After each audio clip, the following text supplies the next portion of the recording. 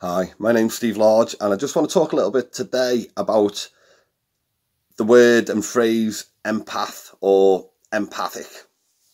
Now, for me, this is not a derogatory phrase of we're better, people are worse, people who aren't are worse. I believe at our soul core, we're all empathic beings.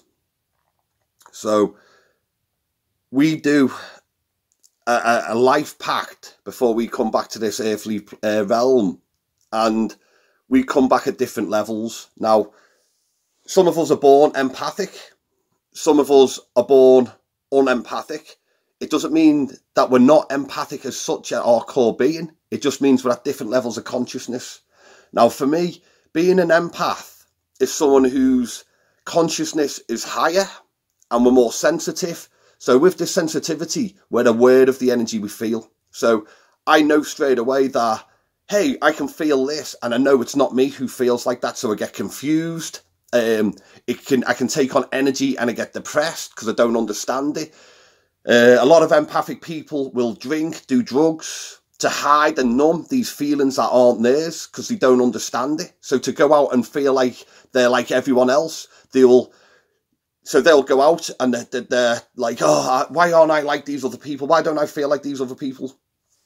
So they'll drink and do drugs. So then everyone's drunk. So we're all the same. You'll do drugs. So we're all high on drugs. We're all the same. So you start feeling like you fit in. This is not the answer. This is not the way. But this is what we do as empaths. So I've understood now. And the people I want to help the most are the people I see drinking, doing drugs. Those people who are looking the most damaged. Because them, for me, are the empaths, because they're taking it on more. So an empath is someone of higher consciousness and feels more and out of the mind. They're more mindful of the moment, whereas someone who's not is more unconscious. And when I say unconscious, I mean more identification with the mind. They're not conscious of the thoughts. They believe they are their thoughts. Now, there's no right or wrong in either of these. Not one is better than the other. It's the yin and the yang. We all are one. We're all on this journey together. An empath will get pushed by someone who's unconscious. They will push them. They will cause suffering, which causes them to grow. Then the empath will pull the person who's suffering and bring them to a high level of consciousness. This is the relationship and this is how it goes. But we are all one. We need each other. Without suffering, from my perspective, there's no growth. If you do the same thing every single day, you will just get better at doing the same thing. To grow, you need challenges, obstacles. This is how we grow. So when I say embrace challenges, embrace the hardship in your life, don't take it personally. Look at it as a blessing to grow. This is why we get sent the most challenges. Because we need to grow and we need these challenges. So I wake up now and if I feel a certain way or certain challenges come and present themselves to me, I try to go conscious opposed to into my mind. I try not to go, oh, what am I going to do? What am I going to do? Oh, this is terrible. How am I going to deal with this? I'll take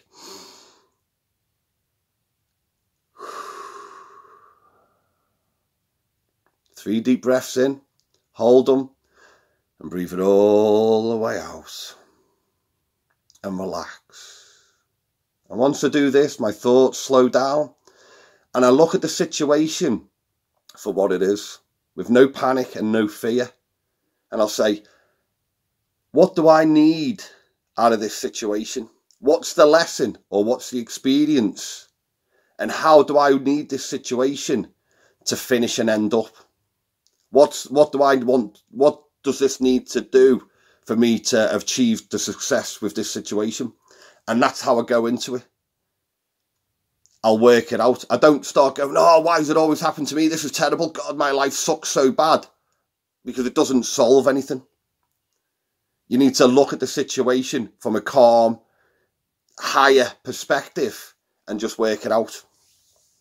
So, yeah, when I use the word empath, back to that, it's not to separate It's just to understand there is a difference on the conscious level, but not at our soul core. At our soul core, we are one. We are all the same. We've just at different levels of the path and different levels of understanding. It's on a scale.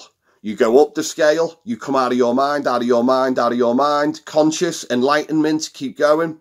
No mind identification. You come down the scale, more and more into your mind, you're into your thoughts, you're coming into your character, you believe what you think is you. That's the scale, and that's the scale we're all on.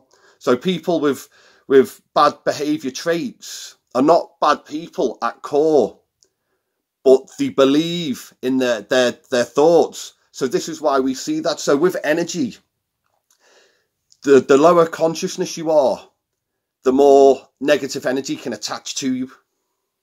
The higher the consciousness you are, the less it can attach to you. So this is the scale of good and bad, to say, as we perceive it.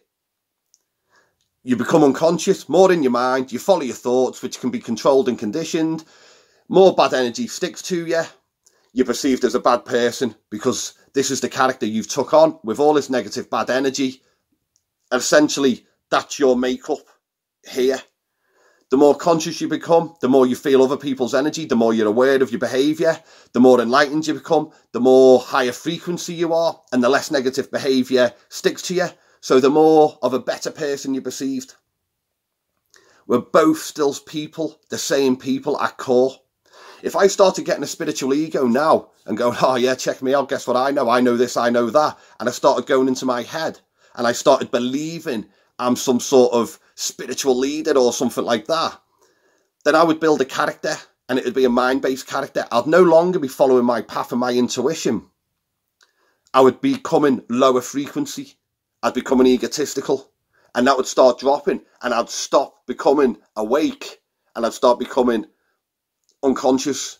Now, this wouldn't make me a different person at my core, but it would make me more unconscious and less aware of other people's feelings, less showing love, which from perspective would make me a worse person, because I'd be unloving and uncaring towards others, because I'd be in my mind and it'd all be about me.